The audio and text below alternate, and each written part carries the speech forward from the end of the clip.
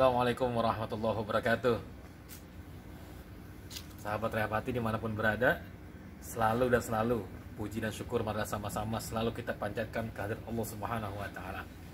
Dimanapun, kapanpun, biasakan membasahi lisan kita dengan berzikir kepada Allah Subhanahu wa Ta'ala atas berbagai macam nikmat yang Allah berikan kepada kita. Dan tentunya juga salawat dan salam semoga senantiasa selalu tercurah kepada junjungan kita baginda Nabi besar Muhammad sallallahu alaihi wasallam. Alhamdulillah, untuk konten kali ini saya dari tim Rehapati De Paso akan mencoba memberikan sesuatu yang sifatnya memotivasi. Semoga bisa bermanfaat buat teman-teman sekalian. Alhamdulillah, sekarang atau mungkin sama-sama kita sudah ketahui ya bahwa saat ini kita sedang melaksanakan PSBB. Apa sih PSBB? Pembatasan sosial berskala besar. Namun kekuatannya tidak seperti PSBB sebelumnya. Agak sedikit kelonggaran yang pemerintah tetapkan. Namun di sini yang kita tekankan, kita fokuskan, kita bahas terkait masalah protokol kesehatan yang diterbitkan oleh pemerintah. Dan tentunya ini juga mendapat dukungan dari para alim ulama terkait masalah protokol kesehatan. Yang pertama adalah memakai masker. Maaf, saya nggak pakai masker nih. Saya pakai dulu maskernya. Bismillahirrahmanirrahim. Masker, manfaatnya apa? Agar kita tidak tertular dan kita tidak menularkan orang lain. Seperti itu. Lalu yang kedua, hand sanitizer. Wah, alhamdulillah. Saya juga bawa nih hand sanitizer. Ini harus disiapkan selalu di kantong nih. Gunanya buat apa? Gunanya buat apa? Ini produk Rehapati, insya Allah. Ini gunanya untuk menjaga kebersihan tangan kita agar ketika kita memegang sesuatu dan akan memegang sesuatu, usahakan kita manfaatkan dulu hand sanitizer untuk mensterilkan tangan kita. Lalu yang ketiga dikenal dengan physical distancing, jaga jarak nih. Jadi agar kita tidak mudah tertular. Minimal kalau nggak salah 1 meter, jaga jarak 1 meter dengan orang-orang sekitar kita. Jadi jangan sampai kita terlalu dekat atau terlalu rapat seperti itu. Nah, yang keempat adalah social distancing atau karantina mandiri.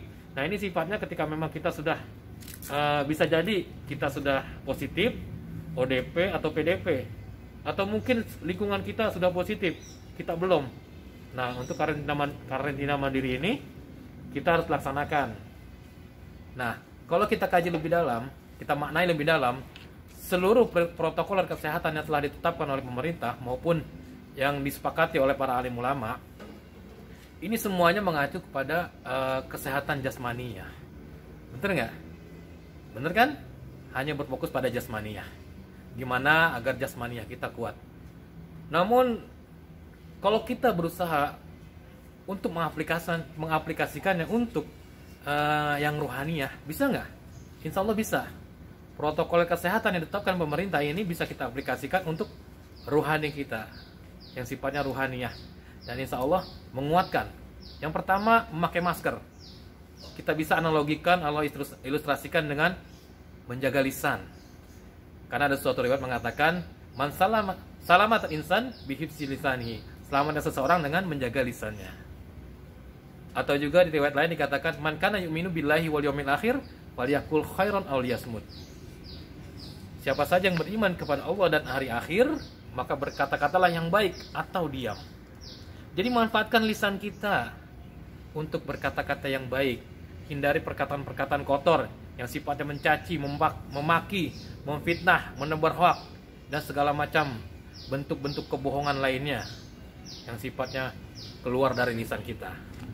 Kita manfaatkan lisan kita untuk bertutur kata yang baik, mengajak secara baik-baik dengan lisan kita. Lalu yang kedua adalah hand sanitizer. Nah, ini bagi seorang muslim sudah sangat umum dilakukan, karena kita mempunyai kewajiban 5 kali dalam sehari untuk melaksanakan sholat wajib. Dan setiap sebelum sholat kita harus berwudu. Nah, ini juga merupakan kebersihan, karena salah satu rukun wudunya ada membasuh tangan. Insya Allah tangan kita sebagai seorang muslim sudah dipastikan bisa bersih. Nah, juga setiap sebelum makan maupun sesudah makan setiap memegang sesuatu atau sesudah memegang sesuatu, nah, kita harus cuci tangan.